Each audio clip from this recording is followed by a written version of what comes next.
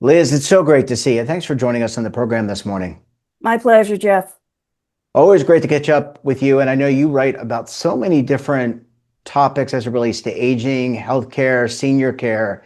This particular topic, I think, is right in your wheelhouse. We're going to talk about Medicare again this morning, but now Medicare is covering GLP-1s. Want to get your reaction to that. I know you wrote a story this week. Yeah, there's a new program under Medicare for people with Part D drug coverage, which is the separate drug coverage you have to buy if you're on traditional Medicare. And they will pay for several of the GLP-1s specifically for obesity. And the copay will be $50 a month, which is a significant cost savings if you can get into the program. But of course, there's some catches. All right, so let's you piqued my interest. Obviously, there are some catches, and you said couched it as if you can get into the program. So I'm not yet Medicare age, but if I wanted to have access, how would I go about getting access to these drugs? Well, first of all, your physician has to enroll you, and they have to go through prior authorization. So that's something a little bit different from the Medicare side. Traditional usually doesn't require that. Hmm. Second, you can't be taking this drug already for diabetes or for any kind of cardiovascular issue. Some of these drugs are already Medicare approved for those purposes. Third, you can't be on a Medicare Advantage plan that covers these drugs or on a drug plan that will pay for this drug for what they call other purposes. This is the first time Medicare has specifically covered obesity as a diagnosis. So it's very specific because it's Medicare. There's a whole bunch of hoops to jump through. But in the long run, people that need this drug for overweight obesity can really benefit at least for the next year and a half. So very, very timely. I think one of the biggest creators or conditions that lead to chronic conditions is obesity. I think many Americans, I don't know what the numbers are, you probably do, but so this is very timely. Did you get reaction at all from any experts out there? I mean, of course, you're an expert, but I'm talking about physicians or Mhm. people that are in the healthcare community. What was their reaction to this? Because overall, sounds like a good thing, and I like the acknowledgement of healthcare, excuse me, obesity as a disease. Yeah, obesity has long been considered a disease, and you're right, it can exacerbate many other chronic conditions. Certainly not good for cardiovascular, not good for diabetics, and not good for even people with arthritis because it puts more strain on your joints, and that can lead to other problems down the road. The doctors I spoke with, who are all endocrinologists and geriatricians, are cautiously optimistic, but as they told me, it wouldn't be their first go-to. First, we try diet, exercise, lifestyle changes, because when you put anybody on a new drug, particularly older people, you run the risk of unintended side effects. So, for example, these drugs in particular don't necessarily have bad interactions with, let's say, blood pressure medication or something like that, but they can cause gastrointestinal distress. That can lead to dehydration. They can cause muscle fatigue and weakness, which has been well documented. That can lead to falls. So it's almost a cautionary tale of you're taking care of one condition, but you could wind up having to deal with the side effects from the side effects, so to speak. Yeah, well, obviously, they always say that the doctors weigh the risks versus the reward on prescribing drugs. I guess every drug has a side effect, but you're right. I would think that older Americans, people who are Medicare age, would certainly probably feel the repercussions of any drug a lot more than the average person potentially. I like that you talked about, or the experts recommended that you try some of the other behavior modifications first, lifestyle, your diet. what you're doing. Is that your sense, just for the general population as well, not just Medicare age people? You do the right habits, lifestyle changes, you're going to be better off. Oh, absolutely. Most physicians don't s- reach for their prescription pad as their first option. And if, anybody that's been to a physician will, they'll ask you about what you're eating, how you're sleeping, how much exercise you get, how much alcohol you drink. Just minor modifications in those areas can often do wonders for things like your cholesterol, for things like your um, A1C count, which is an indicator for diabetes. And the older we get, the harder it is to sometimes manage those biomarkers. Mhm. So, you may have to cut out more carbs, for example. You may have to walk more. You may have to cut out alcohol, which is beer is very carby. Wine is very sugary. And most doctors I know, my own physician included, will tell you, unless you're really, at high risk, everything in moderation. If you Mhm. want a glass of wine, for example, one glass of wine with a meal occasionally, that's probably fine, but don't make it a habit.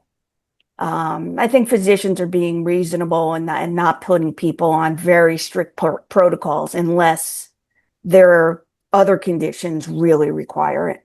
So the more you can do to stay off medication by just making some lifestyle modifications, the better. Well, I do have to echo the sense that, or the sentiment that the older you get, the more difficult it is, one, to lose weight. You have more stress. I mean, your body just changes. It really happened for me when I started to hit age 50. Let me ask you about, you talked about modifications. A lot of insurance programs, and I wonder if this is the case with Medicare and Medicare Advantage and all the other components.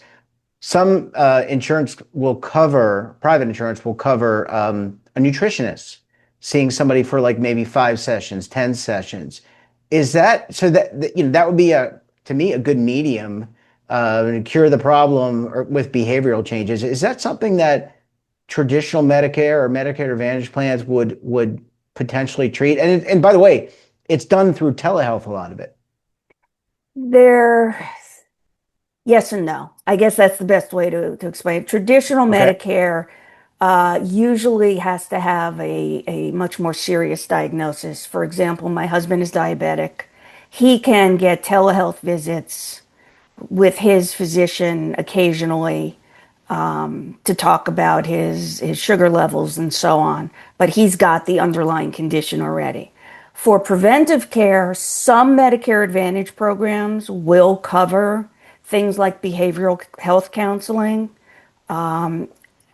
Unfortunately, there's so many different plans and so many different requirements and regulations within each plan, and depending on just so many factors. It's hard to make a blanket statement that Medicare Advantage will or won't. The best advice I can say is look over your plan, contact them to see if they will cover a few nutrition or dietary counseling sessions if you're interested. Often with a physician referral, that makes a difference. I know that there's a lot of reform. You talked about the GLP-1s. There's also the privacy, excuse me, not privacy, the drug prices that are kind of Hmm. on the marketplace to bring costs down. I wonder, and I know they're discussing or have tried to discuss physician pay as a part of Medicare. And I Yes. wonder if we can get to a place where preventative, right? I mean, just because you're 65 doesn't mean you're old. By the way, I'm getting closer to that, so I don't think I'm old by any stretch. So I wonder if we can kind of shift the conversation, or if you think Medicare policy will kind of catch up to the private sector, which is let's be preventative. If we can be preventative, actually costs will go down over time. That might actually help the Medicare Trust Fund. You're absolutely correct. There are efforts within the Medicare system. CMS, Center for Medicare and Medicaid Services, have been doing pilot programs. They've been doing things like bundled payments where they pay physicians on outcomes rather than a fee for service model. Physicians that belong to accountable care organizations, for example, are often subject to those parameters. And I think people in charge are really understanding that as the aging population continues to grow, it can't just be oh, I don't feel well, I'm going to go to the doctor and they'll prescribe me something, or they won't treat me until after I become a diabetic, for example. I think there's a lot more effort now, and I've seen it, at least in my own encounters, and in talking with my friends, and I am Medicare age, to do things like, hey, you need to get out and exercise for half an hour a day, or you need to really watch your carbs. So if you want to splurge a little on the weekends, you don't have to worry about it as much. And again, this is a personal experience. It's not going to apply to everybody, but I think more and more doctors are realizing that they're going to keep their patients healthier the more they do preventive care. One of the challenges, of course, is that, for example, Medicare only pays for a wellness visit once a year when you go in and you make your game plan for the year. So if people don't take advantage of those kind of opportunities, they're kind of left floundering. A lot of people won't see a doctor until they're not feeling well. And often by then, some damage has been done. Well, Liz, I've got to wrap up the interview, but I want to give you an opportunity to tease out any future stories you're going to be doing, because I think this one's great, but I know you cover a wide range of topics. What do you have on tap, or can you tease out anything for us? Well, I just finished a story for the Stanford Center for Longevity magazine on family caregivers, and particularly looking at women family caregivers who are caught in that middle squeezed sandwich generation, and the need for them to be aware of their own financial health, because a lot of them retire early or cut back on hours or work schedules to take care of an aging parent, and that kind of messes them up down the road. So there's that. And I will say I am starting to do some research for a new book. So Oh, I want to be talking to older women who have found a third act in life, people who have maybe left the workforce and started their own business, or become a heavy duty volunteer or something like that. So people are welcome to get in touch with me if they'd like to share their stories. yeah. And what's that email address? Just so you can, we'll put it up below, but what's your email address? They can send it to me at Liz Seegert, one word, LIZSEEGERT, at gmail.com.